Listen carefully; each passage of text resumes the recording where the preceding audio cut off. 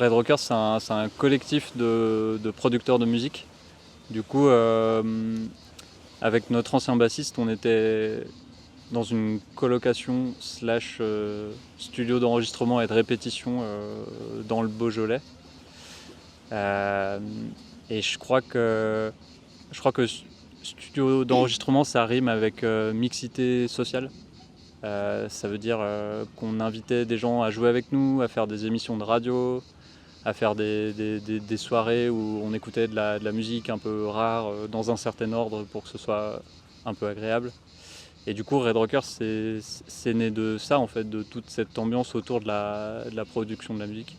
En fait, c'est resté solide, je crois, parce qu'on a rencontré tout un tas d'artistes sur la route, plein de tontons un peu qui représentent la culture reggae, la musique jamaïcaine. On se connaissait et on a eu un projet de monter un band ensemble pour faire de la musique jamaïcaine, faire du live et on a décidé de... On a cherché un nom, puis Red Rocker est venu et c'est parti de là au départ. Mariama n'était pas avec nous encore, Thomas non plus. À l'époque, ils n'étaient pas avec nous. Bon, chacun, il y avait d'autres personnes qui étaient avec nous, mais qu'on fait chemin de leur côté. Et puis donc Thomas nous a rejoints en tant que bassiste. On était en quête de bassiste et on était en quête de chanteurs et de chanteuses. Et puis Mariama nous a rejoints aussi. Au départ, c'était un dépannage et puis il se trouve que la sauce a bien pris et on a décidé de renouveler son contrat. Et moi, je vous ai rencontré via un ami qu'on a en commun qui s'appelle Gissin. Voilà, c'est un Selecta de Lyon. Et voilà, il savait que je jouais de la guitare, j'avais mes compos. Il m'a dit je peux te présenter un groupe. Et de là, j'ai commencé à aussi commencer à enregistrer mon EP chez eux. Notre EP. Mais j'ai mélangé un peu mes chansons que j'avais déjà, on a fait des sons ensemble. Et là, ça va être vraiment notre premier concert tous ensemble, instrumentalement. Et j'ai hâte. Dans l'histoire de Red Rockers, c'est pas forcément le live band qui nous fait bouger, à part pour l'expérience Rototom Sunsplash, évidemment. C'est plus pour le coup la partie sound system.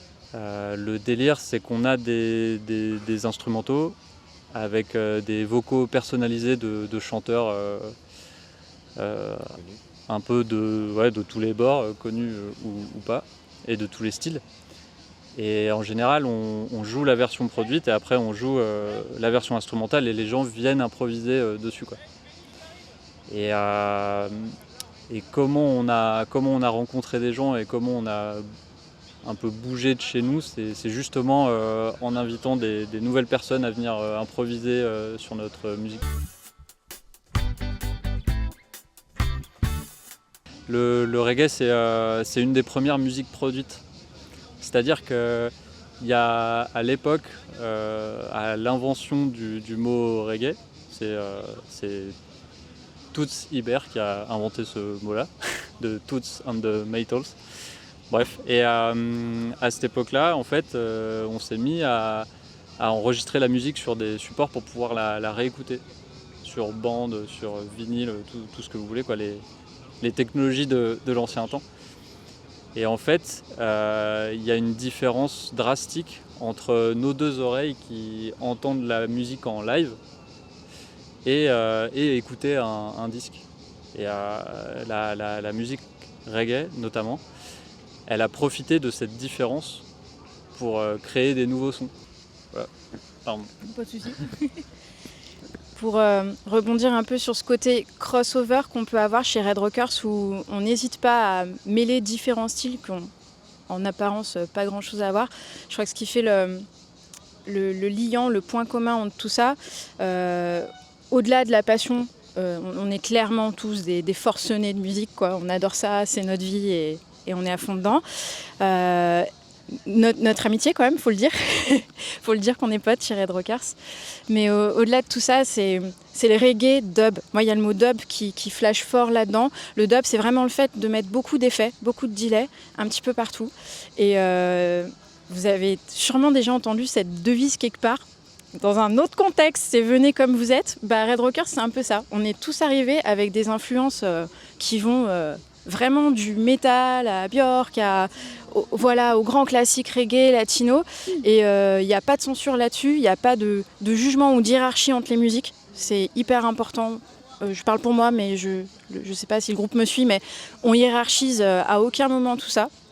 Et on essaie de faire en sorte que ce soit harmonieux, tous ensemble. On y met tous notre petit cœur, notre énergie et notre petite compétence. Et on espère que ça vous plaira. En tout cas, nous, on passe des bons moments sur scène ou en sound system, au studio, partout.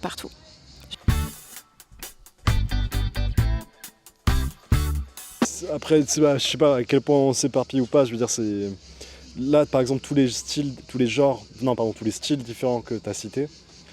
En soi, ça reste au sein d'un même genre. C'est pour ça que Tofwa me disait, ça fait partie du genre reggae, quoi. Et c'est juste, ça va être comme, je sais pas, par exemple, maintenant, depuis quelques années, il y a un revival du disco, où il y a même un énorme revival qui est incontestable du rap, depuis déjà un bon paquet d'années. C'est de la même manière, dans le reggae, il y a des styles qui sont nus, revenus et qu'on rejoue. Et c'est pour ça que c'est pas non plus, moi perso, ça m'effraie pas non plus à ce point-là, parce que ça reste pertinent malgré tout, quoi. Aujourd'hui, personne n'écoute qu'un seul genre. Avec l'apogée d'Internet, tu peux accéder à tout style musicaux. Moi, j'écoute des musiques chinoises, beaucoup de rappeuses vietnamiennes. Donc forcément que ça va aussi nous influencer sur notre musique qu'on joue.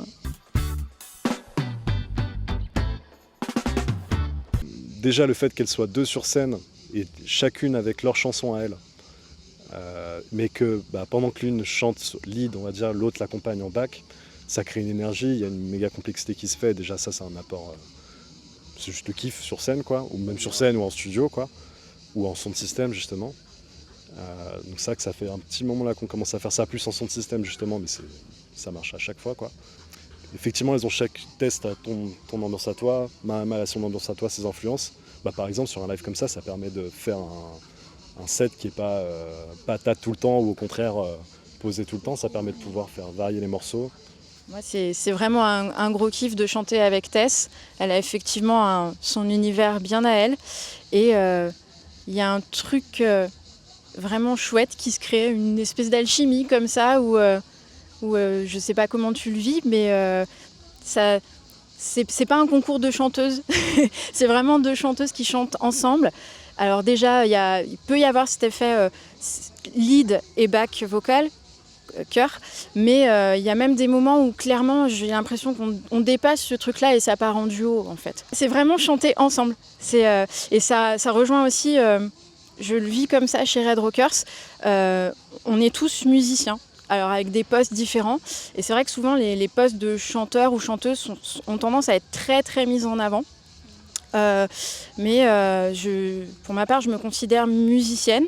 Et des fois c'est au chant, des fois c'est à la flûte, des fois c'est à autre chose. Et je hiérarchise pas du tout ces choses-là. Et on a vraiment un fonctionnement de groupe comme ça qui est vraiment super agréable parce que ça se passe pas forcément comme ça dans tous les projets. C'est assez cool en fait de faire de la musique chez Red Rockers de ce côté-là. Alors Dobeko, c'est un festival qui fête ses 10 ans cette année. Enfin, c'est des soirées qui fêtent leurs 10 ans à Lyon, au Transborder. Et du coup, c'est culture sound system à fond. Et ça nous a influencé parce que, entre guillemets, il a fallu qu'on se mesure à des gros bras de la scène sound system. Du coup, il faut faire des mix qui sont à la hauteur au niveau de ces gens-là, pardon. C'est-à-dire mixer fort, avoir des effets hyper clairs, que la production soit mise en valeur. Et nous, notre sound system, notre spécialité, c'est les voix. Et Dobeko, ça m'a énormément influencé parce que je voulais absolument que les voix soient hyper fortes pendant la soirée, qu'on comprenne le texte. Parce que le reggae, c'est une musique qui est pleine de messages. C'est une musique qui se joue par terre. Pour rebondir sur ce que disait Mariama plus tôt, c'est un délire où il n'y a pas à un piédestal en particulier pour une personne. On est tous musiciens et même on est tous à la même hauteur. On joue par terre, on écoute la même chose que le public, il n'y a pas de retour, il n'y a pas de technique, il y a une création scénique assez minimaliste. L'objectif c'est de vibrer avec les gens qui soient à 1 mètre de nous et que les basses fassent vibrer chaque os de votre corps. Bienvenue.